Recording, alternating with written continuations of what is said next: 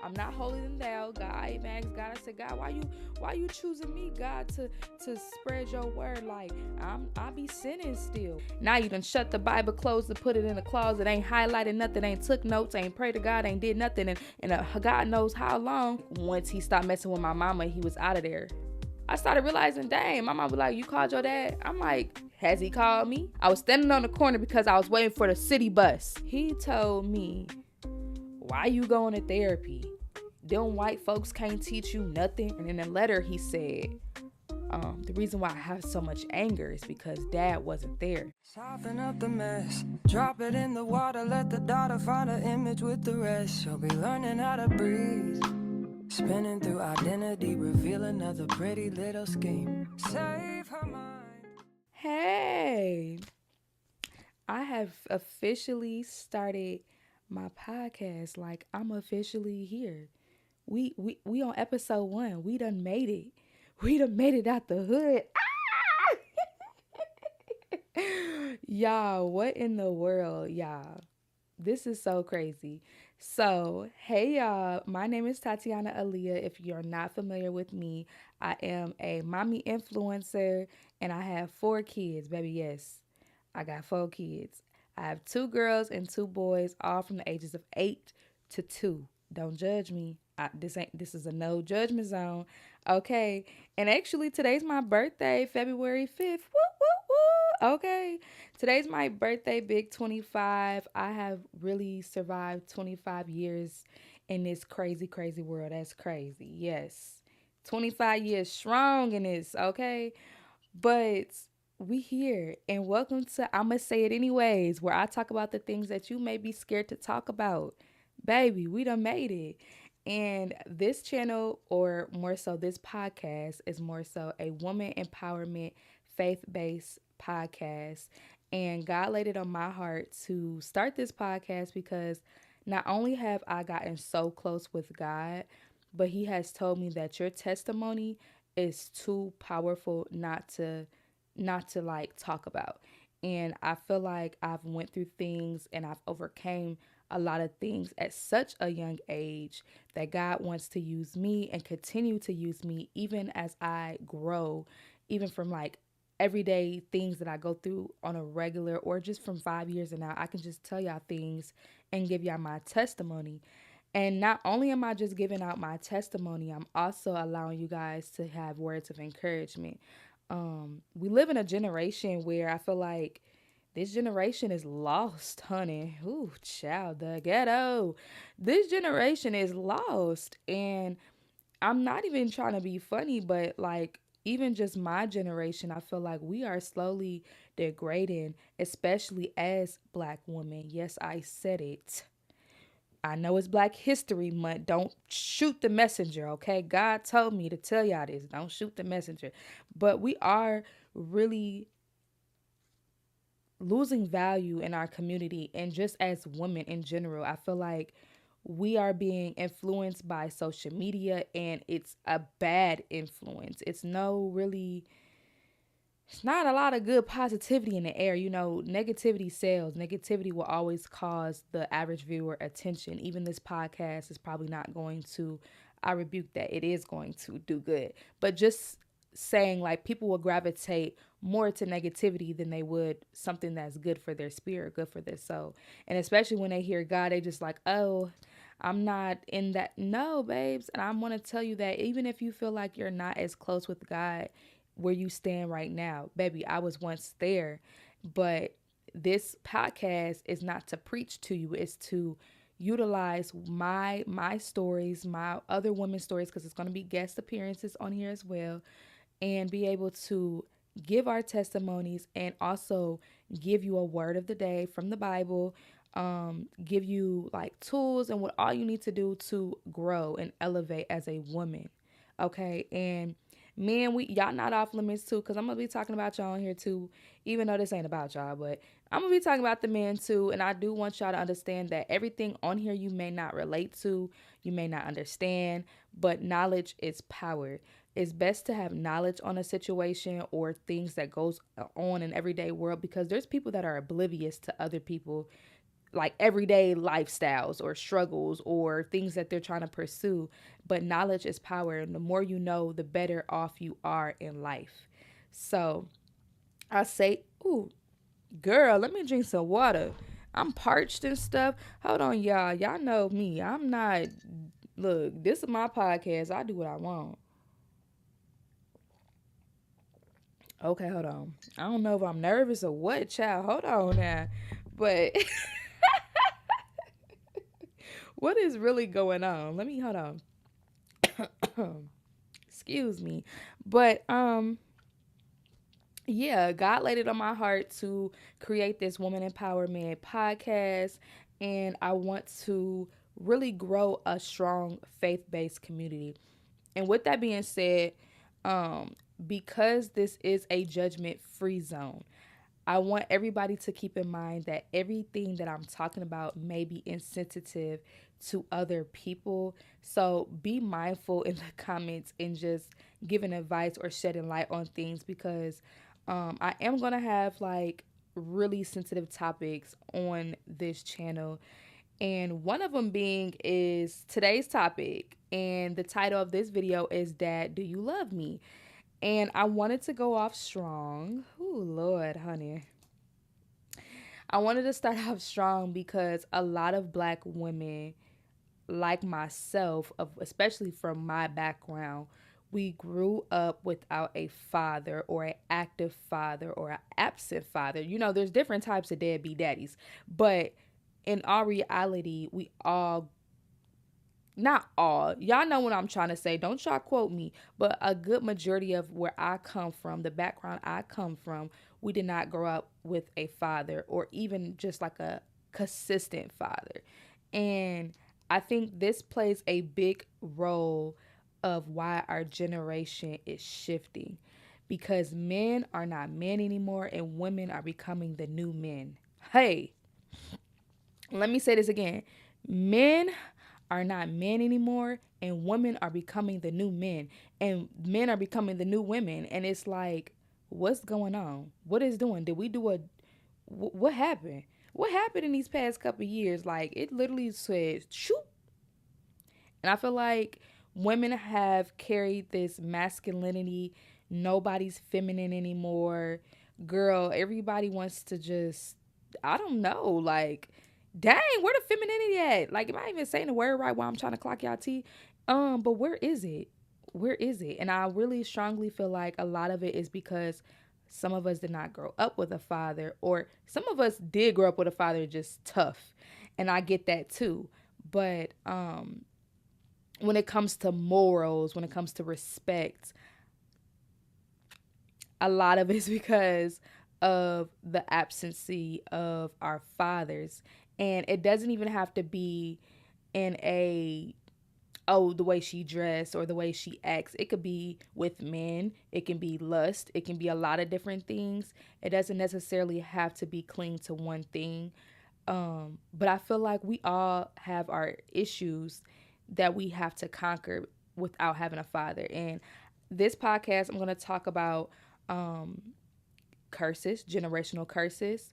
I'm going to talk about letting go of trauma, what I went through as a child and my adulthood with not having my father present, how it affected me. And I'm also going to allow you guys to hear a word of how to let go of trauma and activities to do to let go of trauma. So all that's gonna play a big role in today's podcast. So baby, if you ain't got your tea, nah, cause this ain't tea. Get you some juice. This ain't that type of podcast. You put that tea down. This ain't no news, baby. Go get you some juice. I guess you can get some. I ain't gonna even encourage that. I was gonna say go get some wine, but baby, I ain't gonna encourage that either. And I want y'all to understand that I'm a new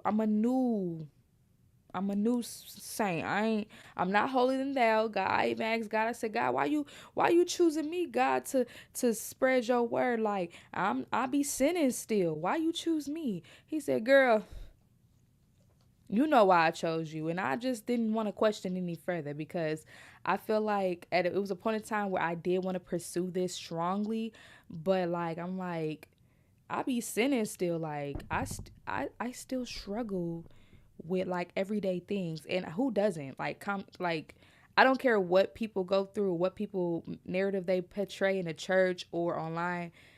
People sin every day. So I want y'all to understand that even if you are not even to the point where you open up your Bible, you just know God and you want to have a relationship, this is for you as well.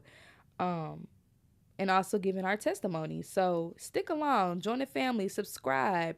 Make sure you subscribe. Don't be on here just watching. Subscribe, baby. What you doing? Come on. I'm waiting. If you watching, you ain't subscribed, I don't know what you're doing, but I'm waiting. Go ahead, subscribe because this is a community for women. We finna be uplifting each other, and if you feel like any message on here could benefit anybody that you know or even yourself, save it, share it, like it, do whatever you gotta do. We got to reach our targeted audience. Hello. So, before I actually carry on even further into this podcast, we're always going to give a word of the day, and the word of the day will always relate to the actual podcast. So, today's word of the day is going to be in St. Matthew's 11, verses 28 and 30. Screenshot it if you must. It says, "Come unto me, all ye that labor and are heavy laden, and I will give you rest. Take my yoke upon you and learn of me, for I am meek and lowly in heart, and ye shall find rest unto your souls. For my yoke is easy and my burden is light." Amen. Okay, and my burden is light. And I want y'all to screenshot that, save that, and even open y'all Bibles, highlight it. This is a great way of remembering God can remove whatever burden you have on your life. A lot of us carry deep trauma and their unhealed wounds, and a lot of us wonder why we're going through a lot is because we're still holding on to trauma. Be mindful that whatever you're going through, God can release it, and a lot of us don't want to release it, but it has to be released for us to be built up for success. Because we can put a smile on our face, act happy all we want to, but baby, when that trauma is still knocking at that door and you still letting it in, ain't no growth. You have to grow. You have to learn how to let things go. I want to start off by saying your father can curse you. Yes, I know. Straight into it. Real off, real strong, real, yeah, punchline. Your father can curse you. And what I mean by this, especially, I'm going to just explain from my father, what type of father I had. And everybody's father is different, so everything does not apply. But let me tell you what type of father I had. So I grew up, Lord Jesus, you ain't tell me it was gonna be this hard. I grew up with the type of father that was there, and then when he wasn't, he wasn't. Like I had a Papa was a Rolling Stone father. That's what type of daddy I had. Daddy laid his head wherever his home was. That's where he. Girl, am I saying it right? Look, I'm trying to clock his T, and I ain't even saying it right. Wherever my daddy laid his hat was his home. There you go. Um, and my dad was he wasn't a great man. Let's just say this. And I'm gonna keep it a bean. I don't really sugarcoat nothing over here. So if you're looking for that, honey, exit out. My dad was, um, at least to my mother, he was abusive in many different ways. He was a cheater. He was a manipulator, a womanizer, a liar. He was amongst a lot of things, and he did not treat women well. It wasn't just my mom; it was multiple different women. And when you come from a father that is like that, I want y'all to keep in mind that generational that's how generational curses are built. Nobody wants to talk about how generational curses are built, yet they talk about how to break them. But sometimes you have to get into the nitty-gritty and wonder how it was built. That way you know what to avoid to break them. Okay, because you can break a generational curse, but if you don't know how it was built or what it was built off of fully, then you may continue a curse that you just try to break or you broke. You see what I'm saying? So, um, I say about last year, I looked at just my family tree and overall, like, I want y'all to do this too. I want y'all to make a list, your mama's side, your daddy's side, and then you. And I want you to list every characteristic about each one of them and every characteristic about you, and be honest with yourself, because it feel good, it's okay to say, oh, I'm loving, I'm caring, I'm over. No, baby. Sometimes you can be bitter. Sometimes you can be a liar. Sometimes you can be a manipulator. Those are the things that is hard to say. It's easier to say, "Oh, baby, yeah, I'm a giver. I love everybody." Nah, baby, you a manipulator. Cause I used to be a manipulator, so it's okay. I used to manipulate. I learned from the best. Hey, no shade, but I used to be a manipulator. I also used to be a liar when I was younger too, and I got that from my daddy. My mom used to always say, "You get that lying stuff from your daddy," and I'm like, "Girl, do you not know who my daddy is?" And those are type of generational curses that do get passed down, believe it or not. Little things like that, your dad just being a liar. But to keep it straightforward, you have to understand that a lot of our characteristics are passed down from our parents, and we also have characteristics that we picked up. Not everything, we can't blame everything on our mama and our daddy and aunties and uncles. Baby, sometimes you don't pick this up along the way. So you got to know, you got to make sure you leave a little space at the bottom. Like, I picked this part up along the way. This ain't come from my mama and daddy. I picked this up. I picked this characteristic, this habit up along the way. But the ones that you have learned um, from your mother or from your father, those are the ones that you want to really pick at and how you got it. What occurred in your life, or what do you think happened for you to get those type of, characteristics? Because I learned that sometimes the way we were raised, we have normalized that, and it's so easy for us to be in it because we done had these characteristics for so long. It's like, what do you mean? And every characteristic, even good and bad, are all spirits, and people don't want to acknowledge that part. People get turned away and scared for some reason. Baby, I don't know why, but when you stop living inside the flesh and you live in the spiritual realm, you'll understand life clearly. Okay, I have stopped living in the flesh and realized I look at people's spirit more than I look at people's flesh, because your spirit tells you everything. A person's spirit can tell you everything, and people carry many spirits. Um, if you ever look at an angry person and a happy person, you can identify the different spirits that each one of them carry. And yeah, so you want to make sure that if you are having a characteristic of a manipulator, that's a spirit. If you're a narcissist, that's a strong spirit, because that's an in denial, I feel like I can't do no wrong, and that's a really heavy spirit on your life. And I highly suggest, if that is on your list, that you ask God to remove that, because when you are having narcissistic spirits on you, it's hard to change. It's hard to say, "Oh, I am this and that." Heck, it's hard. It's hard to admit you are a narcissist because it's an in denial spirit. Um, but back to what I was saying, as far as your father can curse you, because of the type of father I had, I'm gonna use an example. It takes as little as a woman saying, "I hope everything that you put me through, all your daughters go through." That's a curse. Baby, that's a curse. And when I tell you it's a curse, it's so strong. If you don't have a father that's a praying father, and that can rebuke that curse off of whatever, or your family doesn't come from a background of praying curses off of your life, a little sentence, words are so powerful. That's why you got to be mindful what you say too. Words are so powerful that that can be set up in your bloodline and you not even know it.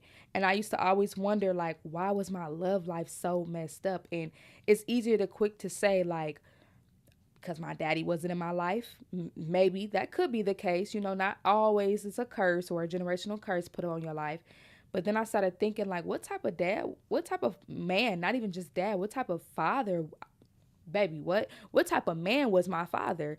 And when you really start reflecting on what type of, man, or how they were to just people in general, you're like, dang, well, you can curse your kids, and people fail to realize that the acts that you do here can be passed down and cursed on your kids.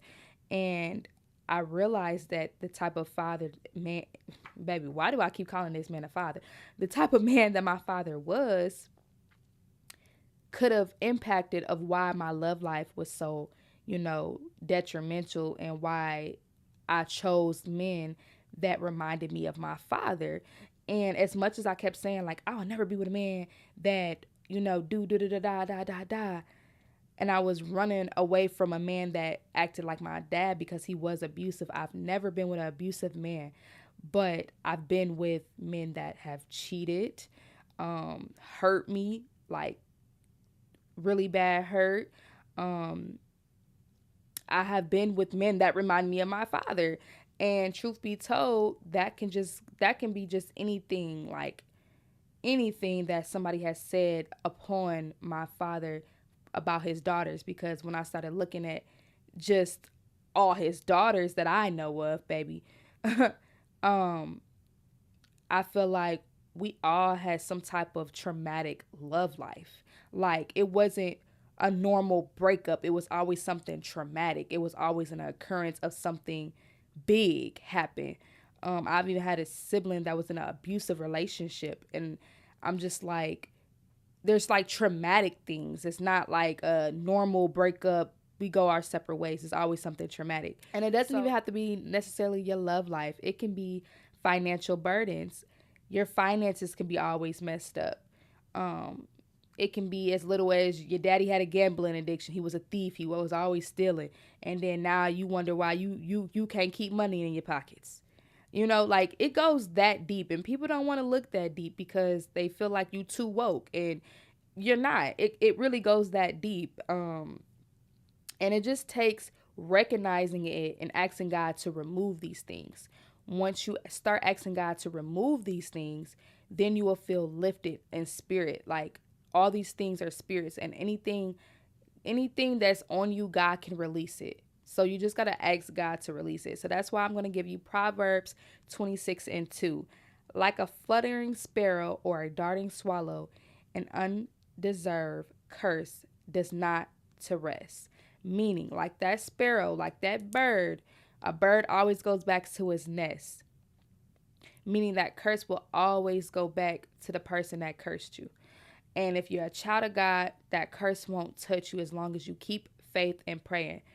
Praying off curses, rebuking every day. Because people can curse you every day. Like people talk about people all the time. And if you realize how much your name ring bells and you don't even have to be popular, known, or nothing, just family, you realize how powerful people words are over your life. Somebody can say, yeah, so and so, her car done broke down again. I bet it ain't never gonna get fixed. You see how I just said that? Now you wonder why your car ain't getting fixed, and your car having car troubles just because somebody done said something simple as that. And if you ain't prayed and asked God to rebuke the enemy's tongue, that can really play out, So you always gotta every day pray over your life and pray and pray and pray. I can't stress this enough. Pray. Because when you are not consistent in prayer, the enemy slither his way in, and he's able to attack you in so many different ways. And I can't stress this enough. You gotta pray. You gotta pray. A lot of people wonder why their life is still falling short. Is because they don't pray enough. They don't talk to God enough, or their prayers are selfish. You ever heard of a selfish prayer? I'm getting off track with my cue cards, but baby, I'm gonna say this because I didn't know I was praying selfishly for years. I was like, God, help me with this. God, help me with that. I ain't even praying for nobody else but me. Let me tell y'all something about a selfish prayer, y'all. For the longest, I was literally like, God, can you please give me this? Can you please give me that? And God don't like a selfish prayer. When you're praying, you're supposed to pray for you, yes, your children, if you have children, your family, your friends, and the people you fall out with, your enemies. You're supposed to pray for your enemies too. I don't know if you excuse me. I don't know if y'all didn't know that, but you gotta pray for your enemies. You do. Them be the ones you really need to pray for, because them be the ones that really won't pray for you and really have it out for you. And you gotta pray for the country. You gotta pray for the world. Like literally, you have to pray for bigger than just you. And when you have a selfish prayer, God really don't want to hear you, because you just want to, you just out for yourself, baby. You got to pray for everybody, and not just your family and friends. I'm talking about bigger than big. Like, you got to pray for everybody. And it ain't even just about praying for everybody. You could pray for everybody and still be selfish, because you only come to God when you want something. You only open that Bible when you want something, or you want to be delivered from something. You don't open that Bible when God has blessed you what you done prayed for. God done blessed you what you done been begging for him for the last 6 months. Now you done shut the Bible, closed it, put it in the closet, ain't highlighted nothing, ain't took notes, ain't prayed to God, ain't did nothing, and God knows how long, and you wonder why you going through stuff. Then when you finally going through stuff, you open the Bible back up, God give me a word, and that, girl, I'm clocking my own tea, because that used to be me. And baby, it really went a year where I was just like, why did I go a year without talking to God for real? Like, I'm talking to him, but I'm not talking to him. And then I'm wondering why I'm going through all this. Well, let me see. Tati, you going through all this because you ain't prayed and talked to me, and God knows how long. I've been keeping count. And then you wonder why you're going through all this hell, because you ain't really caring about nobody else but yourself. And then when I finally help you, you still doing the same things that I done helped you with. And it's like, okay, sometimes God will allow the enemy to just have his way. And yes, that happens. God will just, because you are not, like, if you think about it, when you can keep doing the things that God has delivered you from, and you fall back into it again, why would God want to keep helping you? Like, look at it as a person. If somebody keeps hurting you, and I mean really keep hurting you, like just doing the utmost, the most, are you going to really keep taking that person, giving that person a chance in relationship, friendships, family? Like, eventually you're going to get fed up. God is more understanding than us. You feel me? And when God be like, all right, now you really done did too much. When God, hey, when God be like, all right, now you done did too much, because God is slow to anger. And God, people always blame God for things, but literally God been trying to help you, and you keep handicapping yourself. God been trying to deliver you. God was waiting for you at the door. God was waiting for you at the door. He was waiting for you to walk through it. But you so scared to walk through the door, and you keep closing it on God and going back to what hurt you. He been waiting for you. You just ain't trying to walk through that door. Hey, now, am I preaching or what? Okay. But like, we gotta stop praying like that, okay? And I know I'm getting off track, but I feel like that was meant for somebody, and it was probably meant for me too sometimes, because sometimes I lose track, even though I'm way closer than I was before. But sometimes I do lose track with everyday life. We get caught up in our careers, we get caught up in our being a mom, being a father, being a friend, being a wife, being a husband. We lose track of God. Like, where does God play a part? We want to live everything on earth, but we lose track of God. You got to put God somewhere in that, in your routine, okay? God has to become part of your routine, and not even just a routine, but it should be your everyday norm. Just talking to God. Some people just pray to God and don't even talk to God. I talk to God throughout the day, and realize, when I started realizing how much closer our relationship becomes, I could be like, God, you right. I'm talking to him, and I know he hear me. So, like, I'm just talking out loud, and that's how I talk to God. I don't have to talk to God through a prayer. God wants you to come to him at all times. Okay? So, when you have this type of relationship with all these curses that people have spoken, or spoke on your life, or spoke against you, God, that's my baby. You know, God has his children, and then God has his babies. You ain't finna touch my baby. That's my baby. I love her dearly.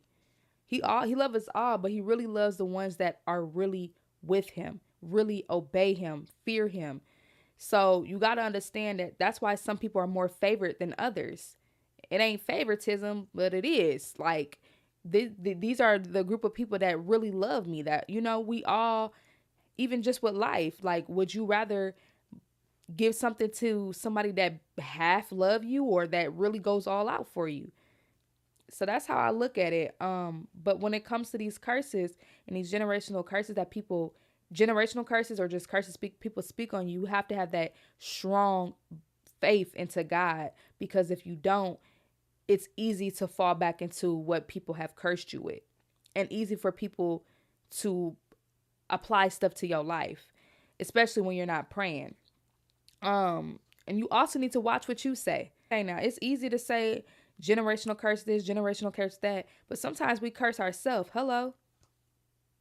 Sometimes we curse ourselves by the things we say. You can say some things. I done said a lot of, I had to ask God to really deliver me from this tongue. I really had to ask God to deliver me from this this tongue, or this mean tongue. I used to be really, ooh, when a person, I felt disrespected, and because I had so much anger, I used to have a lot of anger as a kid because my father wasn't there, and I used to be angry at the world that I grew up to read people very well. And if I felt like you was trying to hurt me, I felt like you were trying to hurt me, I would hurt you with my words. But that's not okay either, because you can curse somebody with your words too. So you got to be careful what you say too, because people be wondering why they're going through all this. And sometimes it's not a generational curse. Sometimes it's what you said to this person 3 years ago, and God ain't let that go. You might let that go and thought it was over with, but God said it's not. You know, people think, oh, because I ain't been touched in 6 months, ain't nothing happened to me, I'm good. Nah, God don't ever forget. You could have did something 20 years ago and it come back and bite you in the butt. So you got to be mindful of what you say. And if you ever speak out of turn, this is where accountability takes in. If you ever speak out of turn, ask God to forgive you. Even if that person does not, you ask God, because God is bigger than everything, to forgive you. Because you cannot say things and think your words do not hold actions. But one thing I would ask my dad is, knowing how generational curses are, I would ask him, what did you go through? Or what was the excuse or reason of why you weren't my father? And now we finna start getting deep. I gave y'all the word and everything like this. Now I'm finna give y'all my testimony. Oh, Lord, am I ready for this? What did you go through? Like, genuinely speaking, what did you go through to make you not want to be a father to any of your children of the matter? Because my dad didn't just have us, he had multiple children. And I feel like there's still no excuse, because at some age, just like I'm holding myself accountable for the things I'm doing, at some age you have to do the same. And I feel like I want that closure, but do I really want that closure? Do I really want to hear it? Is that going to change anything? Is that going to fix anything? Is it going to fix my little girl in me that was crying out for her dad? Is it really going to fix anything? You know? I grew up, it was 5 of us. My mom had 5 kids. We were all 5 years apart. My mom had my first 2 siblings when she was younger. So it's a huge age gap. Like, my oldest sister is in her 40s. And my second one is pushing 40. No shade. Then I had my brother. We were 5 years apart. My brother is actually long gone. He passed away in 2018, which we'll talk about him later in this episode. But my mom had my brother. So I had 2 sisters up in age. Then I had my brother, which was my dad's son. That's their first child that they share together. And then they had me. And then they had my little sister 5 years later after me. We were all 5 years apart. And we are from a small town, real small, baby. The only core memories I have of my dad, which sounds really bad, is toxic. They're all toxic. I don't remember anything good about my dad. When my dad was in the picture, my dad was one of those men, if he messed with your mama, he'll be there for the kids, I guess. kind of. But like once he stopped messing with my mama, he was out of there. He was out of there. Like we ain't hear from him. Sometimes months, years, whatever. So I'm originally from a small town, but the city we lived in was like the big city. So that's where I was born. When my dad and my mom separated, she was already pregnant with my youngest sister. And when she got pregnant with her, they separated, and we had to move back to my hometown. And that's when I just remember that's like literally the start of just trauma. Like, I'm not even gonna say the start because God knows I done seen and heard my mama argue. Like they were always arguing about my dad cheating.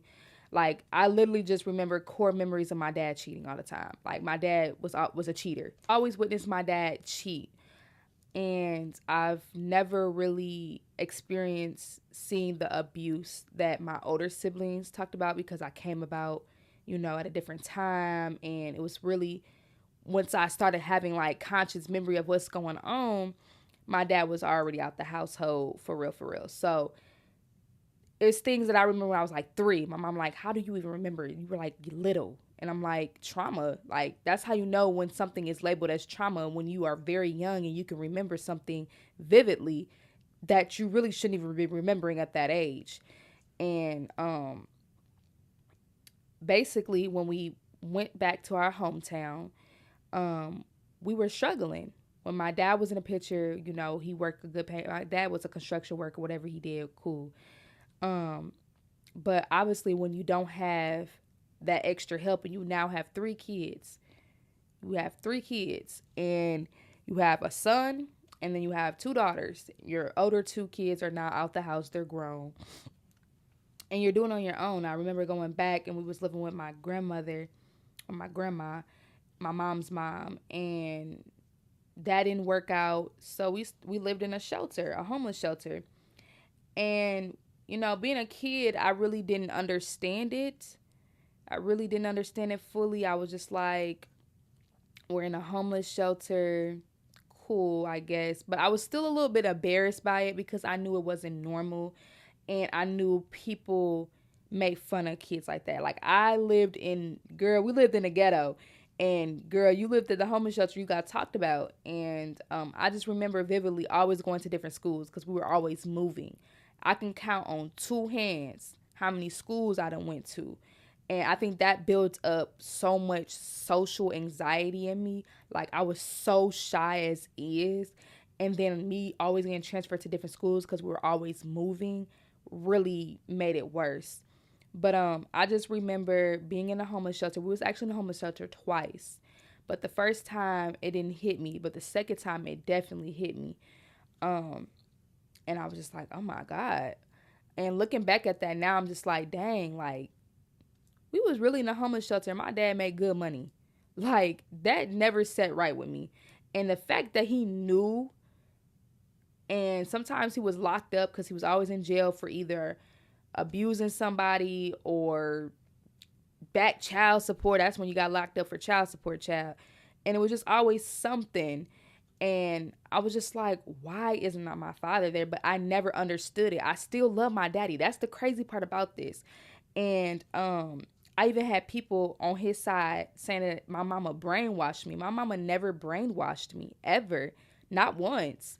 What's crazy, what people fail to realize is when a child doesn't fully understand what's going on until they really start being a teenager.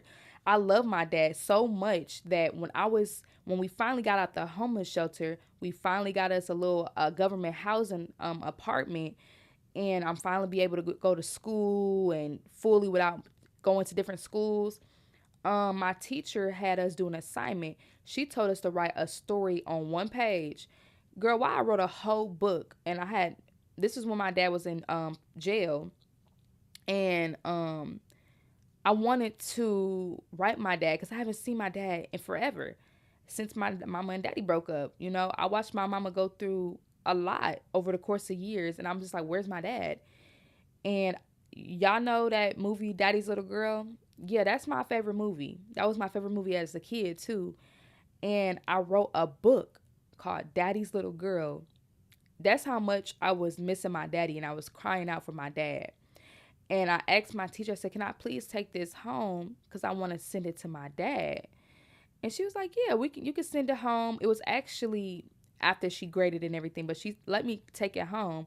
And she told my mom, she was like, "She gonna be talented. She gonna be a writer because I asked them to write one page. She wrote a whole book."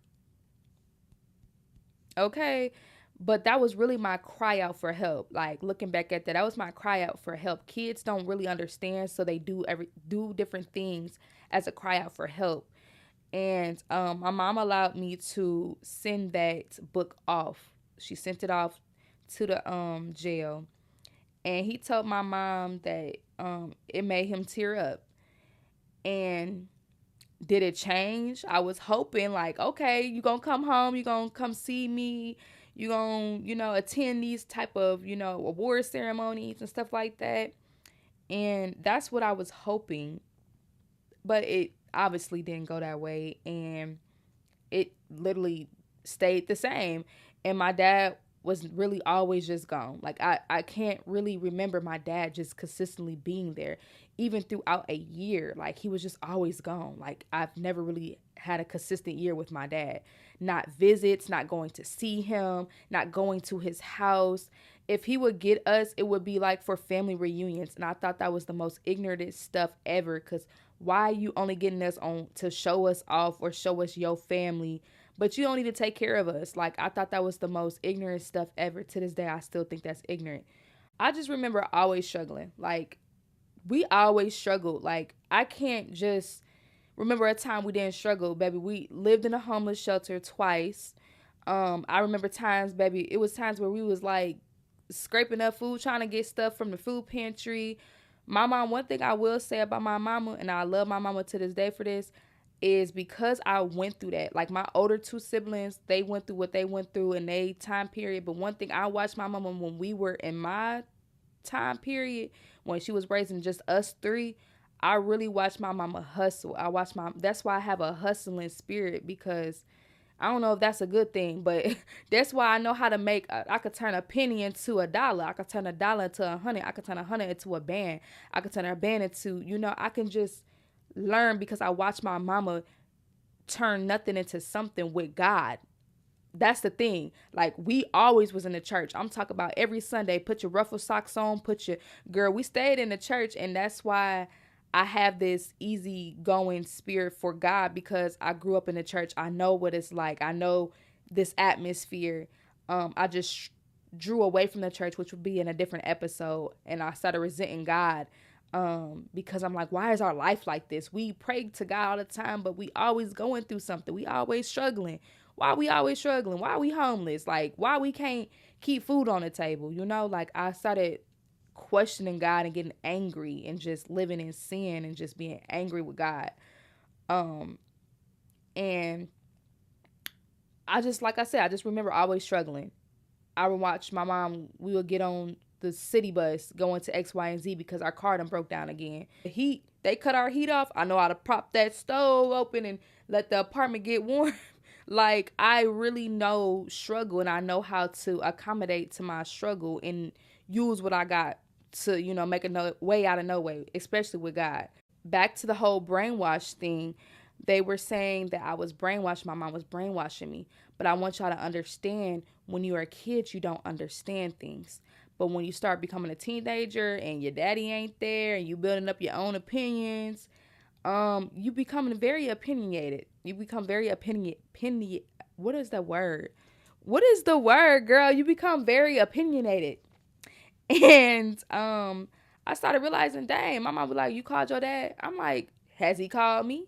Like, I started smelling myself. The old folks say that. I don't know if y'all people know nothing about that, but you smelling yourself, where you start like talking back and, normal teenager stuff.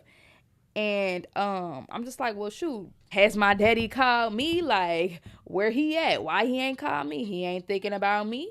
You want me to keep calling him, and when we call him, he ain't talking about little to nothing. So I was starting to get frustrated because my mom would be like, "You need to call your dad. You need to call your dad." I'm like, "I don't want to call him. He needs to call me. He needs to come get us. He needs to see us." So I started building my own opinions, and I'll never forget the people that said I was brainwashed to the facts of what it was. My mama never once spoke down on my daddy. She will always encourage. To this day, she'd be like, "You need to like, you still gotta love your daddy. You gotta." And it's just like I don't hate him anymore. I used to hate my dad just because of what we went through. I had to ask God to release this anger because that was what it was. That's why I was so angry as a teenager. I was so angry as a teenager because I don't know how to express these emotions. My daddy not there. He not teaching me the things I need to teach. And then it wasn't helping because my mom also had her flaws. And it was just like I couldn't win. I couldn't win. I was just struggling in my own battle outside of what we were already going through. So the whole brainwash thing really kind of irritated me, especially when I heard it when I was a teenager. I'm just like, really? I'm brainwashed? And it's clear as day this man does not do anything for us. Um, so yeah, I just came to realization of things and I just started being resentful. And the way I started acting was crazy, y'all. Like, it took a switch. I went to sixth grade. By the time I got to seventh grade, baby, that's when all I like everything broke loose. Like everything, I literally was just this rebellious kid. Like I was just this reckless kid. I was just like trying to figure out life, but also angry at life. I stopped going to church.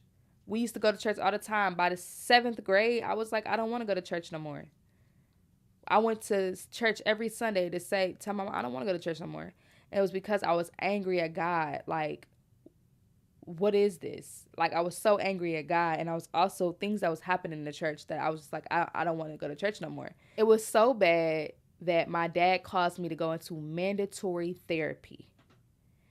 His disappearance caused me to go into mandatory therapy. And I want y'all to really listen to this part of what this mentally did to me because this is where it really took a shift in my life. Seventh grade year, I was in middle school. I had a lot of emotional battles. Okay, I ain't start fighting yet until eighth grade. Seventh grade year, I had a lot of emotional battles to the point where I was always angry. A teacher would say the wrong thing to me, and I'm da da da da da da da da. I'm quick at them. I'm slick at the tongue, and everything bothered me. Everything. Like I used to get into it with boys. I always got into it with boys and men. Boys and men, and that plays your father not being there. That plays a role, but I didn't like men talking to me a certain way. I'm still asking God to work on me now, but to this day, I don't like men talking to me a certain way. I don't even like when men cuss at me. Ooh, that is a trigger. I don't like when men cuss at me because my dad used to always curse. He used to always curse. Like to this day, he probably still curse like that.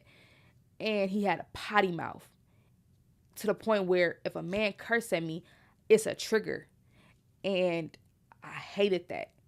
So when boys used to either pick on me or curse at me or think, oh, baby, I was quick at the tongue. In 7th grade, it was so bad.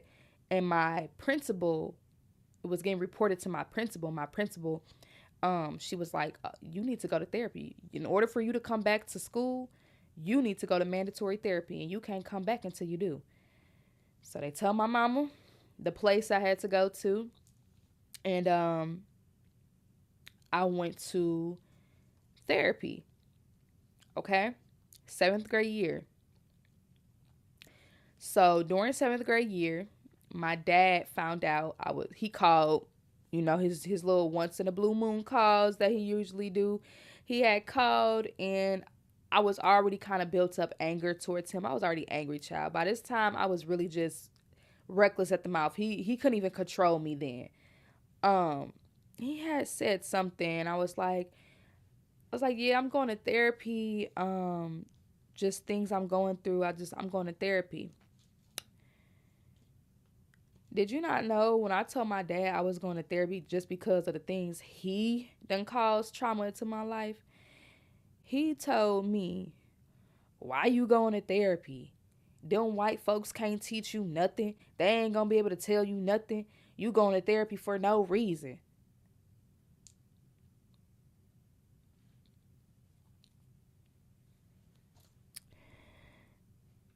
Baby, when I tell you that really hit me so hard,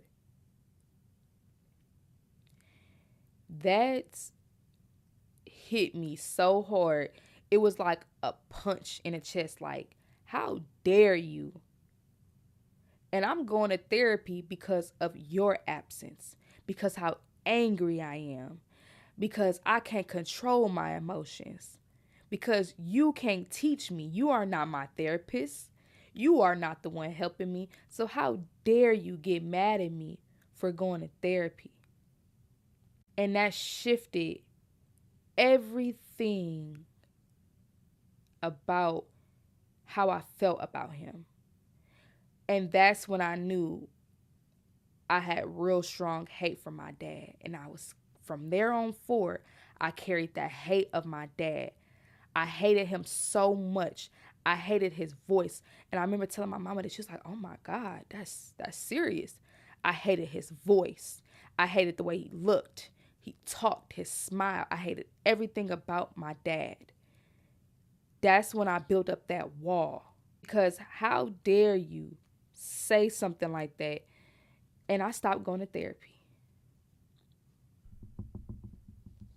I stopped going to therapy because of this man telling me, "Why are you going to therapy? Them white folks can't teach you nothing. They don't know what goes on in a black household." Well, you tell me what goes on in the average black household. You tell me, is this normalized? Are you normalizing this? You tell me what's going on in this black household that them white folks don't know what to help me with. You tell me.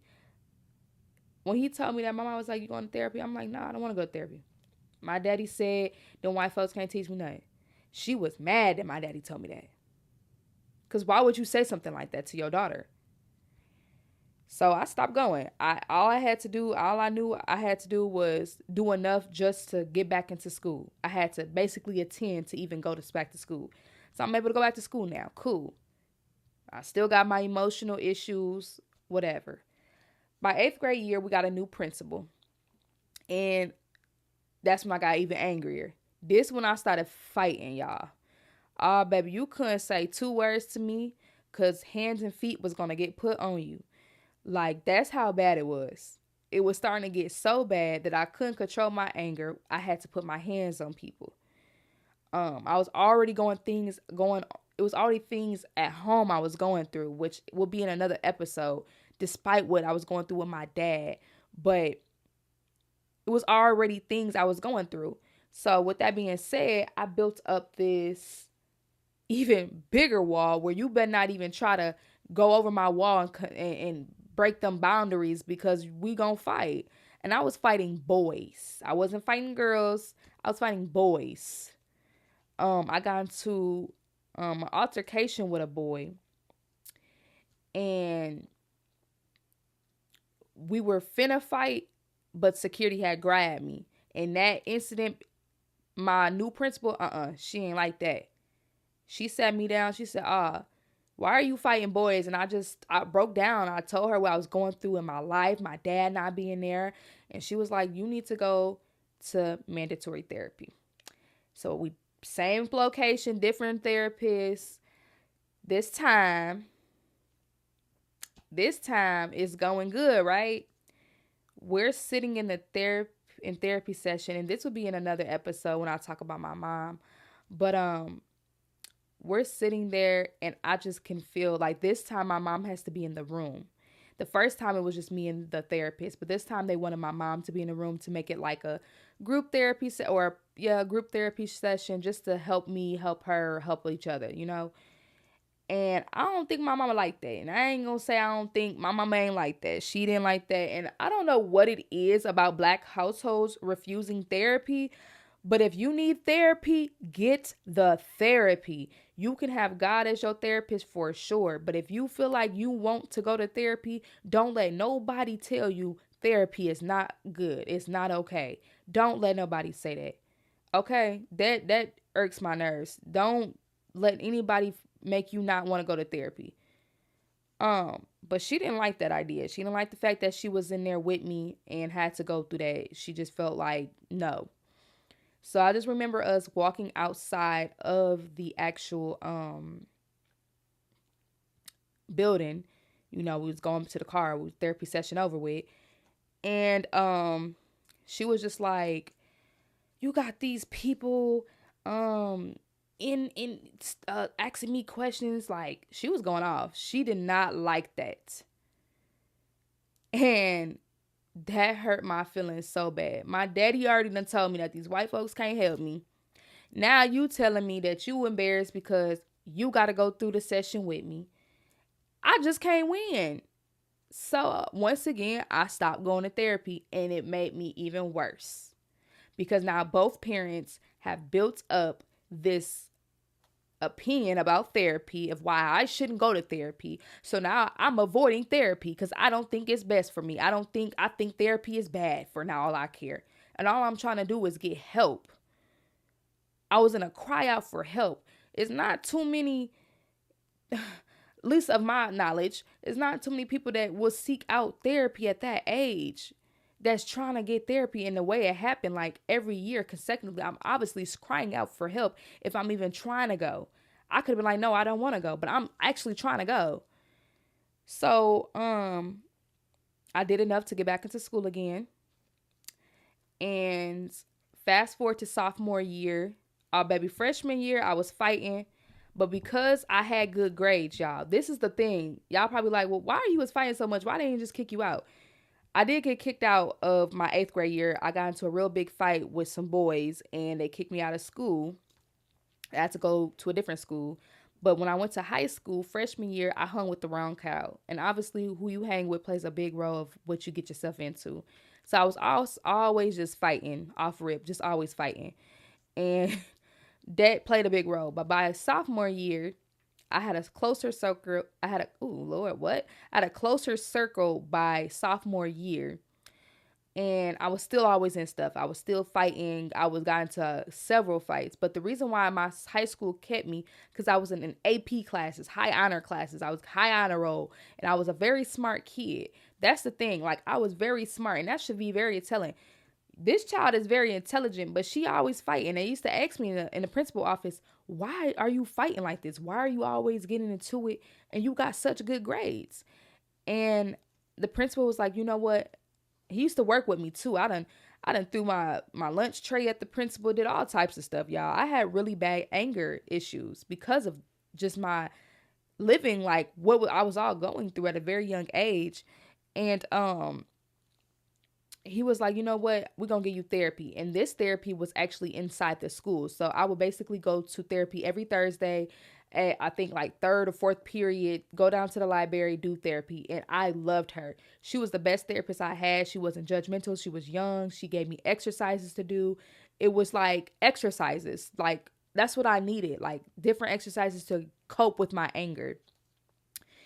And, you know, when the devil already done sent the parents to destroy what you wanted to fix, he'll send other people. Now, while I was going to therapy, I was also on a contract.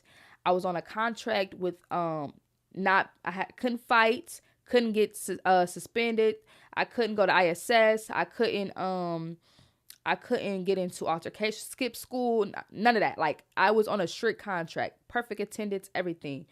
So if I broke this contract, they would have had to expel me, and I couldn't go to that school no more. So like I said, when the devil can't use the people closest to you anymore, he'll start to use your enemies. Just when I was doing good, just when I stopped fighting, just when I stopped doing X, Y, and Z, some girls was trying to jump me after school. And I'm like, dang, right when, and everybody, and my best friend at the time, she was like, dang, right when you getting therapy, everything going good, why this? Like, why? And I'm just like, dang, like, for real. Like, when the enemy will send your enemies to attack you when he see you doing good. And I was doing better and I was happier and stuff like that. And I literally was like, you know what? I'm just done with school. I'm done with this school. I ended up putting myself through online school, and I also found out I was pregnant as well. Whoo, Lord, is this a story or what? So during this time, I met my child's father, my two kids, Layla and Tatum's dad. And by this time, you know, having not having my father, having no father made me cling to boys. Okay. I was caught fast, and I would agree, but was I fast or was I misguided or was I not guided correctly or did I have guidance at all? Um, and I was caught fast. I actually had a couple boyfriends, and I'll be the first to admit that. But I was always looking for love in those boys. What my daddy didn't give me, I was seeking it from boys. So by the time I met Layla and Tatum's dad, we trauma bonded. From the age of 16 is when I learned that I've been trauma bonding with people my whole entire life. Up until now, I told God I don't want no more trauma bonding relationships. But a lot of our relationships are based off of what we can relate on. Oh, we can be best friends. We both got daddies that ain't in our lives. We could be best of friends. Oh, you could be my boyfriend. We both got this similar issue. Oh, that's how my relationships went. And I realized that was so toxic. And I've been doing that since the age of 16, since I met my baby daddy. And my baby daddy, luckily enough, he wasn't no horrible man. I clung to him so much that it was a point in time I was 17 years old and I was living with him. And God, thank God he wasn't an abusive man. He wasn't a horrible man. He took care, like we literally had set in stone that we gonna do everything we can for our daughter. We gonna do everything we can for Layla. Because at the time I was still pregnant. And baby, I remember working at J.C. Penney's. I would get up at 6 o'clock in the morning. Mind you, I did online school. I enrolled myself into online school. I want to emphasize that because I was going to get that high school diploma. And I worked at J.C. Penney's, and nobody would take me to work. So I would get up 6 o'clock in the morning, stand on the corner to go to, not stand on the corner. Child, let me tell y'all why I was standing on the corner. I was standing on the corner because I was waiting for the city bus. Okay? I was waiting for the city bus, and I would get to the station. I had to take another bus to get to the mall because I worked at the JCPenney's at the mall. Just to be at work at 8 o'clock. I did 8-hour shifts. Pregnant. My daughter had it all. Like, I literally would get off work. I would get off work and I would have no ride home. Sometimes I did, sometimes I didn't. And I would have to take the bus home. So, got up at 4 o'clock, take a bus, wouldn't get home to 6. Go home, do my schoolwork, repeat the same day all over again because I was working 8-hour shifts. I was full time. They said I was part time, but baby, I was working like I was full time, and they probably could have got sued because I was overworking myself. I was very ambitious. I was a workaholic, and I was about my money. Through all of this, I still did not. My relationship with God was very far apart. I want to keep this in mind. My relationship with God was not, oh God, please, please, please. No, it was still like I was resenting God for my life, okay? But God was still blessing me even though I was angry with him. That's the thing. But yeah, me and my child's father, we clung so well off of our trauma that I didn't realize what I was doing to myself. And boys became eventually men became a center of my life because what my dad didn't fulfill in me, I was seeking in men and boys. And I realize that's what a lot of these young girls are doing now. They're so male centered because they don't have a father, or they're lacking something. Something is lacking. Even if they did have a father, something their father did not give them the proper guidance. And men, or just being a woman in general, that they're lacking, that they're holding on to being male centered. And I was very male centered when I was younger. I'm not anymore, thank God, but I was very male centered. Um, and yeah, I realized that my relationship with men and boys were always just toxic, and I allowed toxicity. I thought it was okay because I saw my mama and my daddy argue all the time. I saw my daddy always cheating on my mama and her going back. So I thought that was okay. I thought that was normal. It's not normal. It's not okay. No, ma'am. And sometimes we know it's not normal. We won't say it, but us taking this person back, us keep going back to what hurt us, our actions speak louder than words. So we are actively saying that it's okay, even though we don't want to say it. Crazy, right? My dad not being there, I feel like was worse on my brother. As much as I had a hard life, it hit my brother way harder. It surely did. It hit my brother so hard that I feel like that's why he took his life, amongst other things. My brother committed suicide December 13th, 2018. And me and my brother did not have a good relationship. And I think that plays another role of why I did not like being at home either. Because I was already running away. I would run away. My mom would hire detectives to see where I'm at. Like, I just hated being at home. I felt like home was always toxic. Um, but me and him always had a fighting relationship. Baby, you want to know how I know how to fight? I used to always fight my brother. I'm talking about physically fight. We used to fight all the time. And we never really had a good balance until one day we had fought. And this was the last fight we ever fought. And he really hurt, like he physically hurt me really bad. And he realized how bad he hurt me to the point where he went in his room and wrote a letter. And I never really looked at it like that, that was my closure from my brother before he, even though it was years before he took his life. Not too many years, but a couple. It was just a couple because he did pass away a couple years later. He wrote me a letter and slid it under my door because I was crying. I just remember crying. And I was just crying. And he wrote me a letter. And in the letter, he said, the reason why I have so much anger is because dad wasn't there. And the letter was like this long. I ain't going to get into detail of everything, but that stood out to me. And I realized, like, you feel how I feel, but worse, especially as a man. My brother, he already had a crazy life. He was in group homes. He was, he had his issues as well. And I'm not going to speak on his story because he's not here to speak on his story.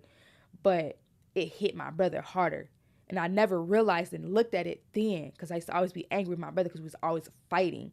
But as I look at it now, I realize it hit my brother harder to the point where he was always suicidal and things were just going on. That letter was closure. And he apologized. He said, I'm so sorry about everything. And that's what I needed. That's what I wanted from my brother.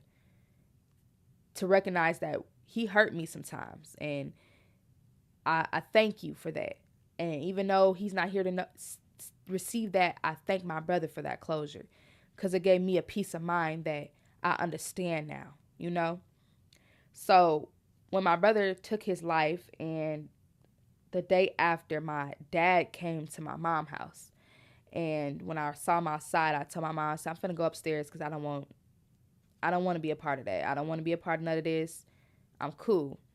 So my uncles and my aunties was all downstairs with my mom. They were already there supporting her. And he comes in with my brother. And I'm also missing something. I forgot to tell y'all something. I'm going to tell y'all that in a minute. But he comes in with my brother, not my brother that passed, but his other son from a different relationship. He comes in, and I went upstairs, and then I just hear my mom screaming and yelling. Girl, I skipped every flight of them stairs, and I remember just hopping stairs just to get downstairs to see what was going on. I grabbed the nearest vase, and I threw it at my dad. And after I threw it at my dad, I just started attacking him. And I just remember saying, this is all your fault. This is all your fault. And he was so oblivious to what I said. Like, what do you mean? Like, I just remember attacking him. And I had to ask God to forgive me for what I said years later, because then I didn't understand it. But years later, I had to ask God to forgive me, like, Lord, I'm sorry. Because God has shown me in dreams, he resents his, he thinks, he blames himself for my brother's death. And he does play, I feel like he does play a little bit of it. He may not be, it could be just things, like, he's not, he can't be fully accountable for it, because my brother could have got help. He could have went to God, and there's always another way. Suicide is not the way. There's always another way. God is always there. It may look tough, but God is always there, you know? So I can't fully blame my father, but I strongly feel like my words play a big role of why he beats himself up. And I have never spoken to my father since that day. And yeah, before I even go any further, if we backtrack just a little bit, when I was working at JCPenney's before my brother passed, my mom had told my dad where I worked. And he had showed, this is when he knew he was losing me as a daughter. Had not spoken to my dad in years. I already had my baby. My mom had told him where I worked. He had showed up and popped up at my job. I looked up and it was my father in my face, smiling with the biggest smile. And I told you I already don't like his presence. I screamed at the top of my lungs and was angry. I was so mad at my mom for even telling him where I worked. I was just yelling, like, get security. He needs to get out of here. I don't know why you're here. Like, he was also with my brother that he showed up with he came to see about, my brother's death. And my brother relayed the message to my brother that passed, and my brother that passed told my mom, and she told me that when after I told him to get out of my job and called security, my dad cried in the car. And I believe that. And I feel like he started realizing that we are getting older now, and we're realizing that you not being there, we're not finna act like you wasn't just there. I have hurt behind that. But I had so much anger at a very young age, y'all. I'm repeating this because I had so much anger. And I asked myself, if the opportunity presented itself for him to be a great dad coming back into my life, would I accept it? Would I allow him to come back into my life? And I would say I'm not sure. But now I'm at the point where if my dad was to truly be a changed man, I mean truly, because sometimes he checks on my little sister and the things she still tells me, the character flaw is still there. Because he done said some really crazy stuff and I'm just like, oh no. But if he was to truly be a great father, lose that cursing spirit of his, and really, really like do a complete 360 and lead, like, my children can be around you. You're a role model. I can learn something from you. I will give my dad another chance. And it takes forgiving. And I had to learn how to forgive my dad for my own sanity. I was so angry. I had so much hate because I didn't know how to forgive him. And I mean truly forgive him. And sometimes you have to forgive people without even asking them for forgiveness. You got to forgive for yourself, for your own sanity. Otherwise, you're carrying all this burden on your back. You carrying all this depression, anxiety, hurt, trauma, neglect, pain on your back. And you don't even know how to break free because you can't even let it go. Just like I told y'all earlier, God been waiting for me at the door to let it go. I was scared to walk through it because it's easier for us to be in our ways and stuck in our ways than it is to let it go. Why is that? Why is it so hard for us to let things go, but it's easier for us to keep and hold on to trauma, hold on to the things that hurt us? Why is that? Because we stay on the enemy's territory. We stay on the devil's territory. This is not It's easier to fall into sin because the sin is normalized. Sin is okay. Sin feels okay until you start getting that conviction, like God start convicting you like that's not okay. But when you don't have that relationship with God, it's easier to be like, oh, it is what it is. I don't care about that. I'm okay with it. It's easier. But when you start getting closer with God, God be like, you know, that He start convicting you. And I started opening my Bible more. I started talking to God more. I remember one time I had to really let go of that trauma. And I'm shouting all through my house. I'm screaming at the top of my lungs saying, I release all this trauma because it was so heavy on me. So heavy on me, y'all. And after I started rebuking it out of me, telling God to release all of this out of me, telling God, I don't want this no more. And I kept saying, you have no, every spirit, every depression, anxiety, trauma, all of that. I called it by its name, each one of them. And I kept saying, I rebuke you out of my life. I rebuke you out of my spirit. I don't want you, you have no place here no more.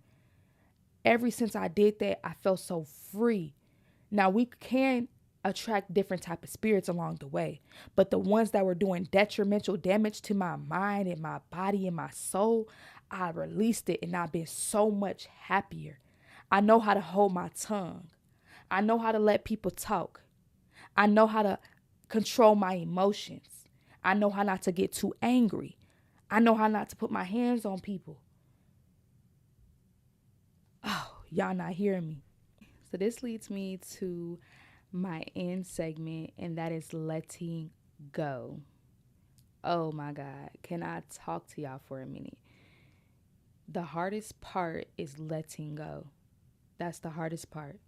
Like I told y'all, it's easier to keep something, especially trauma, because when you think about it, especially long term trauma, things that happen to us when we were children, teenagers, things that happen to us that did detrimental damage, it's easier to live in it because we live on the enemy's territory. It's based off sin. We live in sin. So it's easier to be of the sin than be against the sin. So letting go is very hard for anybody. And it takes having that walk with God. And if you feel like you cannot meet God at the door and walk through that door, ask God to guide your footsteps through that door and let Him guide you through. Because where people go wrong at is underestimating God. People think that, and I used to be one of those, well, how God gonna get me away from X, Y, and Z? How He gonna do that? How He gonna remove my trauma off of me? I've been through too much. How He gonna do that? How He gonna do it? That means you don't got faith in God. God is bigger than the program, baby. God is bigger than the program. Stop underestimating God, thinking God can't get you out of stuff, because He can. He can remove that trauma. You just scared to let the trauma go. You have spirits that have been attached to you that want you to keep it around because it's easier to keep it around than to let it go. Because letting go of trauma means you got to let go of people. You got to close certain doors. You got to let go of certain behaviors. You can't do what you used to do anymore. You can't execute this type of plan anymore. You got to move differently. Literally, letting go means letting go of other things, not just letting go of trauma, but you got to move differently. When I had to let go of that hurt with my dad, I realized I can't keep speaking ill will against my dad. I can't keep saying I hate my dad. I hope he da da da da da. I hope this happened to him. That's evil.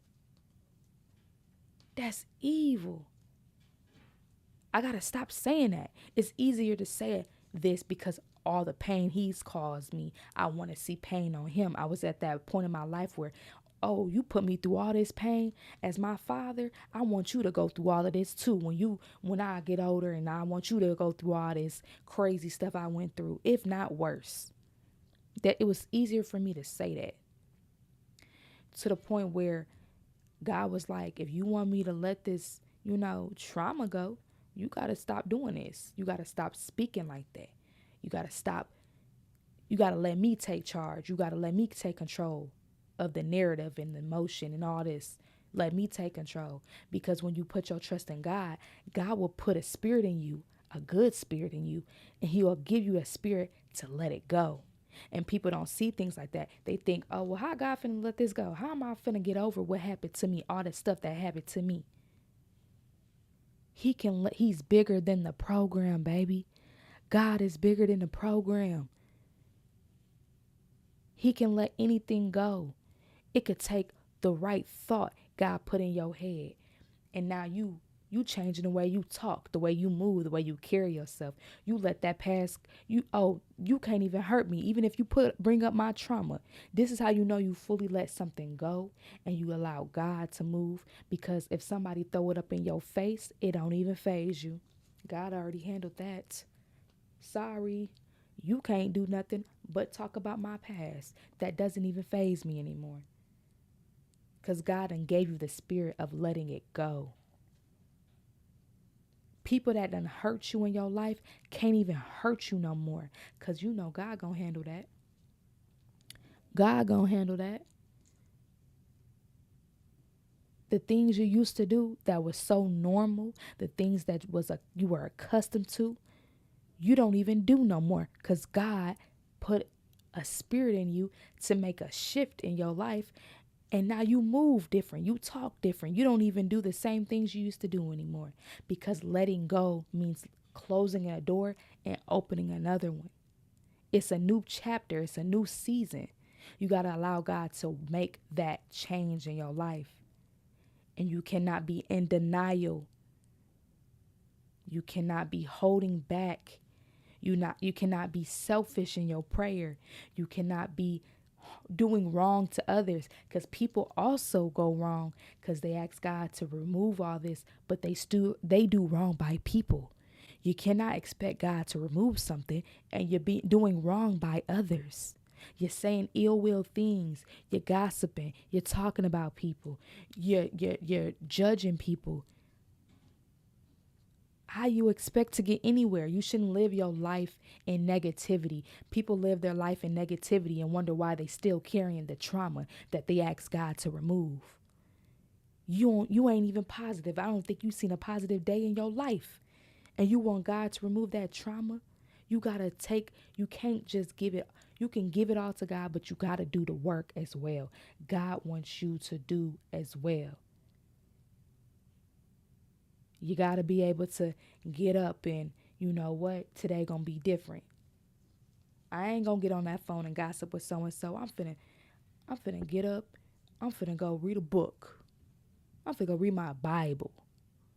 I'm finna go talk to God. I'm finna go on a walk. I'm finna go clear my mind. There's so many things to do instead of negativity, but negativity wins and rules because we live in sin. But when you start doing positive in your life, you start moving differently. And it's easier to let go of things because it's like, okay, this is a burden on me. This is changing my atmosphere. This is changing my life. This is changing the way I move, I talk. It's causing negativity. And when you live your life happy, you don't want to go back to being sad. And God will give you that spirit like, oh, you don't want to go back to that trauma, do you? You don't want to go back to what hurt you, do you? And you'll start cutting people off. Stop doing this, stop doing that. And it's easier to let go. I live my life so peaceful now that I was able to forgive my father for myself. I forgave my dad because if I didn't forgive my dad, I was going to have hate and bitterness. It's a bitterness spirit inside you. You got to learn how to let that go. But you, for your own sanity, for your own peace, you got to let things go. You got to let that trauma go. And I want to say to the viewer that's watching this, if you are not yourself going through trauma or having this issue, but if you know somebody that is, send them this podcast because somebody needs to hear this. Before I let y'all go, I want to say a little prayer. I'm going to let y'all go and y'all can have a great day, great evening. I just want to say this. I want us all to bow our heads and pray. Dear Heavenly Father, I ask that whoever is viewing this, whoever is listening to this podcast, that you allow them to get this word and receive this word and learn from this word and also act on this word. That whatever trauma, whatever burden that they're holding on their backs, that you allow them to guide their footsteps to walk through that door, meet you at that door, but also walk through that door and allow them to be able to let go of whatever is hurting them and allow them to understand that you are bigger than the enemy, that whatever the enemy is trying to attack and attach itself to them, that you allow your way and have your way on their life, that you give them the spirits, that you give them what they need, the tools, the mindset to let go, that you allow them to be able to see life clearer and realize that it's peace on the other side instead of holding in that trauma. That whatever happened to that little girl, whatever happened, that her inner child is screaming out and crying out for help, that you heal her, that you allow her to be at peace so that her womanhood is not disturbed by what her childhood self went through. And I ask that you deliver her from whatever she needs to be delivered from. In the mighty name, Jesus, I pray. Amen. Amen. And I want to say thank y'all for tuning in today's episode. And I love all of y'all. And make sure y'all stay tuned. Another episode will be out shortly. I haven't really gotten into a routine of what days we're going to be posting, so don't quote me. But I'm going to see y'all shortly. Don't forget about me. I don't forget about y'all. And that is it for today's episode of I'ma Say It Anyways. And hopefully y'all can come back to hear me again. Come back to hear me again, okay? I love y'all so much. And I'll catch y'all in my next episode.